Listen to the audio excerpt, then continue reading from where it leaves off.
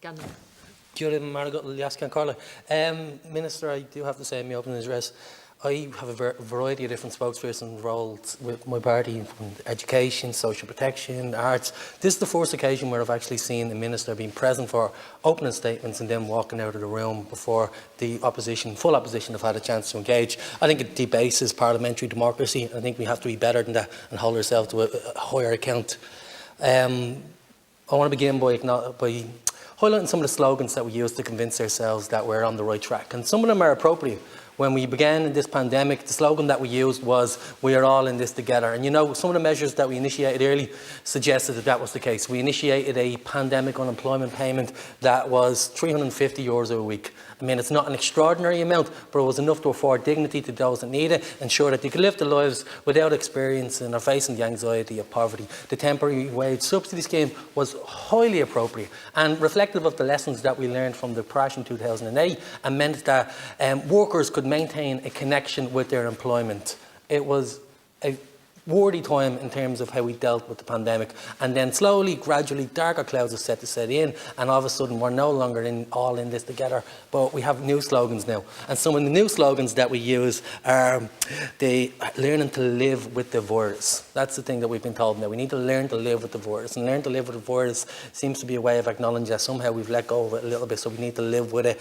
And some of the workers who I've been talking about, some of the companies and the industries who I've been talking with over the last just 10 days are suggesting to me that where we're telling them to live with the virus, some of the measures and the fact that we're ignoring their calls suggests that we want them to live with the virus while experiencing anxiety, while removing their wage and their social protections from underneath them. And it's harsh, discriminatory, unfair, and it's meaning that some of the indigenous industries that we spent a long time building up over the course of the last 10 years are very precariously placed at the minute. And I want to give voice to some of those industries and some of those conversations that I've had over the last 10 days with different groups. And I'm going to just name some of them just right here at the moment.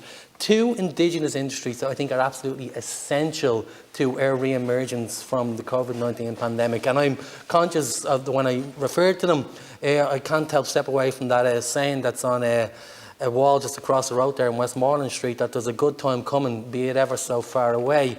And when that good time does come, we're going to be relying on our events industry. It's going to be when we can go to concerts again, when we can dance and laugh with our friends.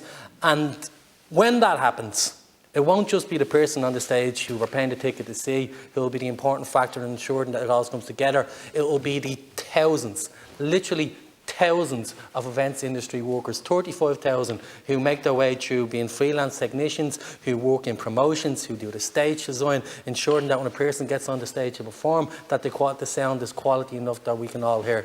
And that industry is on its knees at the minute. It is really struggling. We made huge strides to ensure that we protected our artistic community through a 20 million grant to the Arts Council Fund. The people who were excluded from that were the ones who that industry couldn't survive without. And Minister, this has been raised several times tonight already. It's been raised several times since the COVID committee back in July, when the industry first made their presentation, and still nothing has happened. And if we are to have that industry survive itself, if when eventually in a post-pandemic world, if you can believe such a thing will exist, and it will, we're going to need that industry to be sustained. And in order to do that, we need to provide them with a proper state support that means that they can afford to feed themselves, pay their bills, and not at precarious risk of losing their homes. And that's not the experience that they are facing at the minute. The other group who are going to be vital to how we live our lives when we re-emerge from this pandemic is the travel agency and travel agents. And again, both industries are doing a really good job of talking to their TDs, because we're all raising it tonight. But let's not just raise it in a way that we say it in the Dáil and then it has to be over with. Let's actually, and this is one of the reasons it's frustrating that we don't have a senior minister here tonight, is to acknowledge the fact that when we raise these, we'd actually like some action to come out of it. So the travel agents in this country, there is 3,500 of them, and they're worth about 1.2 billion in terms of turnover to our economy. That's money they pay in tax. It comes back to us. We get to reinvest it. Vitally important. And they have lost upwards of 90% of their income since the pandemic. 90 to 95%. That's disproportionately, probably more than any other industry. They're not asking to reopen. They're not saying we want to send people all over the world. They're not saying that at all. They're saying that will we ask them to put their industry on hold, that potential that we can provide them with the appropriate safety net in terms of income, in terms of security, so that they can pay their rent, that they have the buildings. That means that in this world that will happen eventually, when eventually we can all aspire to go on holiday again, that we can make a booking with the Irish industry who's built itself up, rather than go to one of the international ones who they've already been competing with before the pandemic. You can't talk about travel agents without actually talking about other industries who are under threat. And in the last couple of days, I've had the opportunity to meet with people from the Irish Airport Authority. Workers who used to baggage handlers, people who, when you go to the airports, are there to ensure that we're all safe and looked after. But when we are telling this slogan of we're all in this together, those workers responded by accepting the fact that they took a 20% cut to their wages. They took a 4-day week. It was unfair to me. I felt it was unfair that they had to do that, but they stepped up because they were told that they're all in this together. That was phase 1 of that particular measure in the Irish Airport Authority. Phase 2, now they're being told that their terms and conditions are being changed and altered, that they're losing particular protections that they've always had under the auspices of that we've had to make changes because of the COVID-19. Many people are being forced out of that industry, and if we lose it, it'll be gone forever. Those workers have built up a wealth of experience and they need protections, because like in the case of Debenhams, like in other situations that we're seeing where industries are taking advantage of the pandemic, they're having their terms, their hard fought for terms and conditions being altered under the auspices of the pandemic, when actually a semi-state body and the people who were involved there are just using it as a way of undermining their workers. It's absolutely wrong. We're seeing it in Debenhams and we're seeing it in elsewhere too.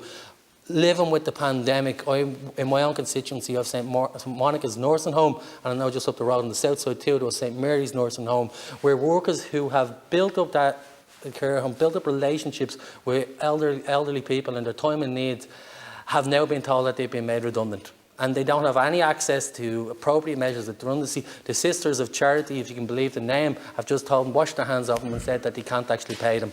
This is an industry that's really important. They provide care to our older people at a time when it's most vulnerable, and they're gone. And we seem like we have just let them go. And that's totally inappropriate. We could sit here all night and talk about the industries that are being impacted. With the taxi driver, this is statements on protecting jobs. Was there any more of a bigger statement that was made than when the taxi drivers yesterday in their thousands took to the street and demonstrate what would happen if they were removed their labour?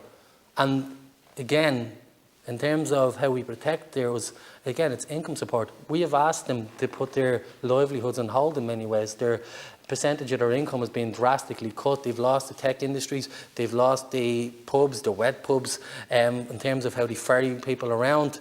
And all they're asking for is an appropriate payment, so until such time that they can reconvene their labour and once again step in and step up for the thoroughly unsatisfactory standard of public travel we have in this city, and yet they're being ignored. And I guarantee you they're not going to be ignored for too long. I know they're working with my colleague across the chamber there. They'll be back out in the streets, and it's highly appropriate that we look after them.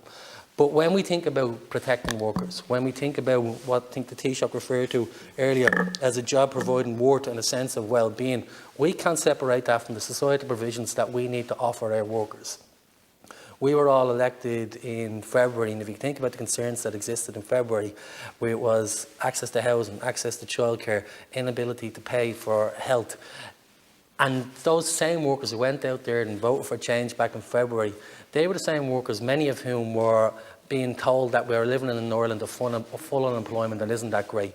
And if the only ambition of our government and Parliament is to recalibrate ourselves back to January 2020 and just to look for an Ireland of full employment, when that Ireland of full employment was backed up by, I think it was 160,000 workers living in poverty and living in precarious housing conditions, well then we're failing and we're missing an opportunity. So let's be ambitious for our workers. Let's acknowledge and try to protect the workers who will be left behind, of which there are thousands. The workers who we're going to rely on, who built indigenous industries that are the envy of the world in certain sectors. Let's be ambitious for them. But let's be entirely ambitious for them. No longer lie, no longer use the figure of full employment when those people are suffering. And I'll leave it there. Thanks, Chair. Thanks, Jeff.